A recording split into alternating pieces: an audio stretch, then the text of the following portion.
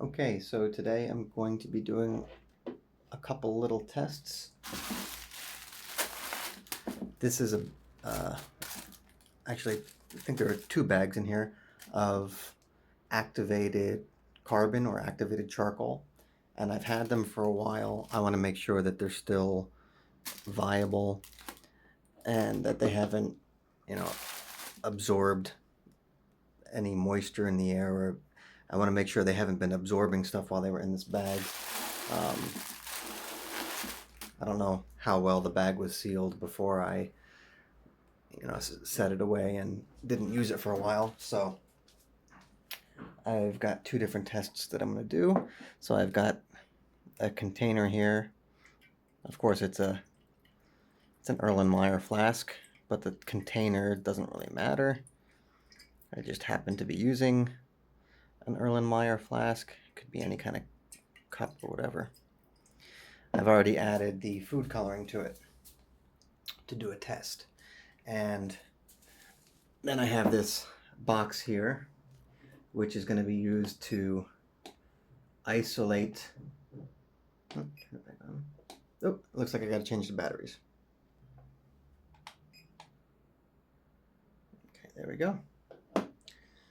So what was I saying? So we're going to do two tests. One is going to be an active test, seeing if it can adsorb, and just in case it's not clear, I am saying adsorb, not absorb, adsorb the molecules of the dye. We're going to see how well it clears up the dye.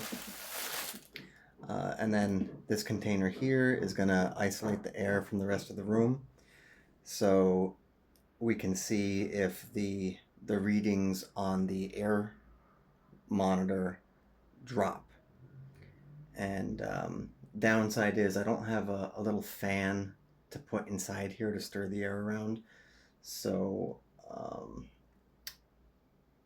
it's going to not work as fast because the air is not agitated.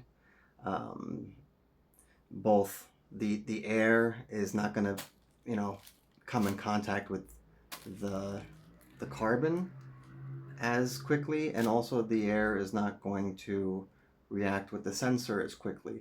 So I don't know, maybe I will think of something just to agitate the air a little bit, but I wish I had a tiny little fan to stick in there. I don't.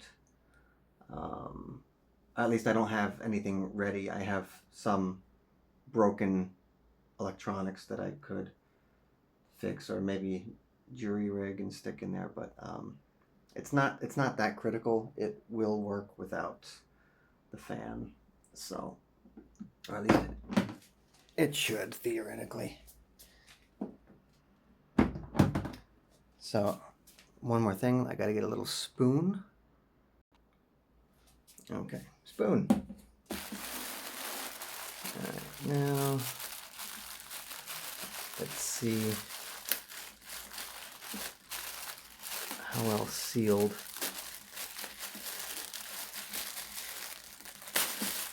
these bags were.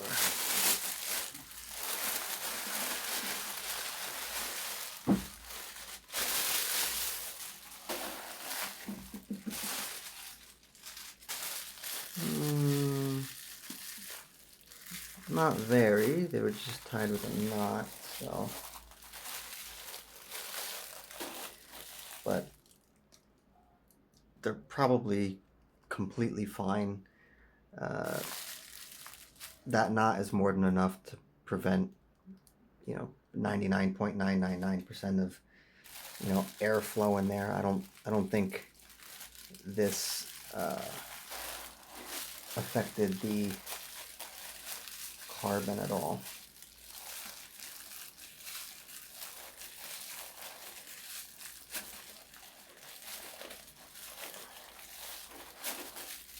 So I believe we have two different grain sizes here. Does it say the grain size?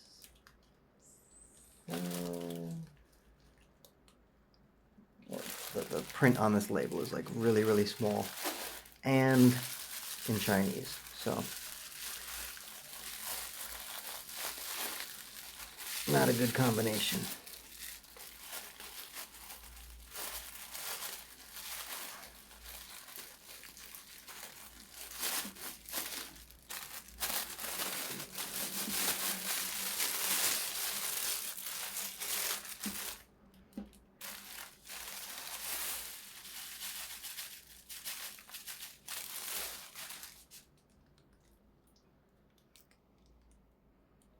Kind of see grain size.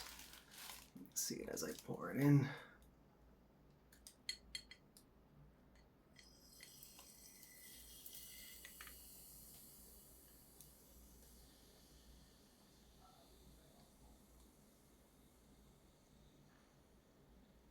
Oh yes, it's definitely active. I'm pretty sure you heard the fizz. I hope you heard the fizz. You could probably, see the fizz.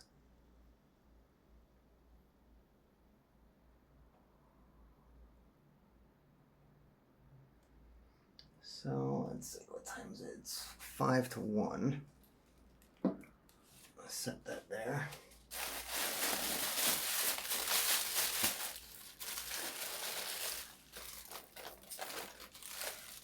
No, this one's pellets. Focus.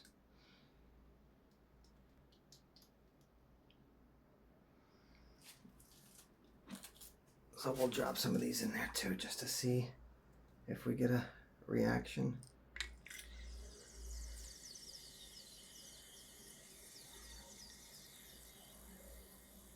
Indeed we do.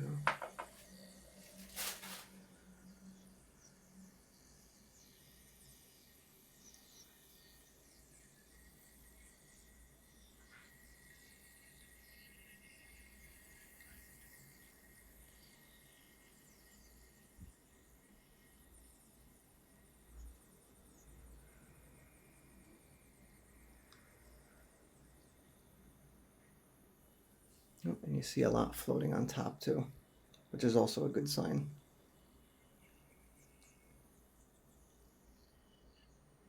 Means the internal hollowed out cavities, the internal structure is still hollow and hasn't absorbed anything, so it floats. All right, so now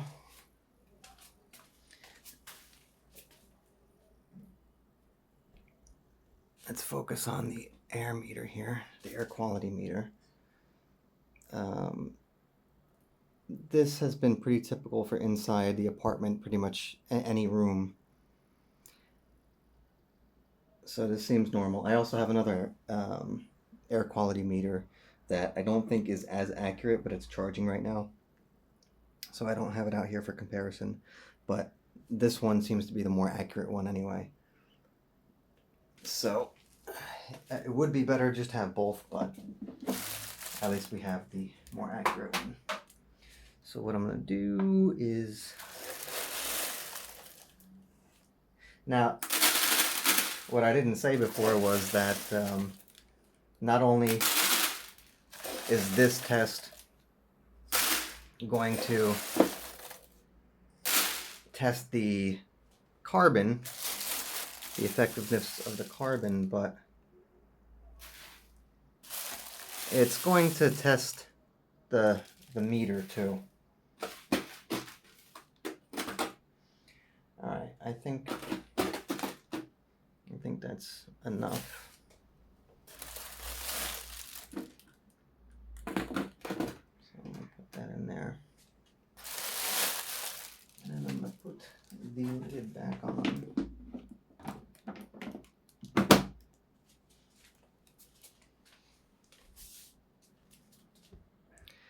And we can still read the numbers through the lid.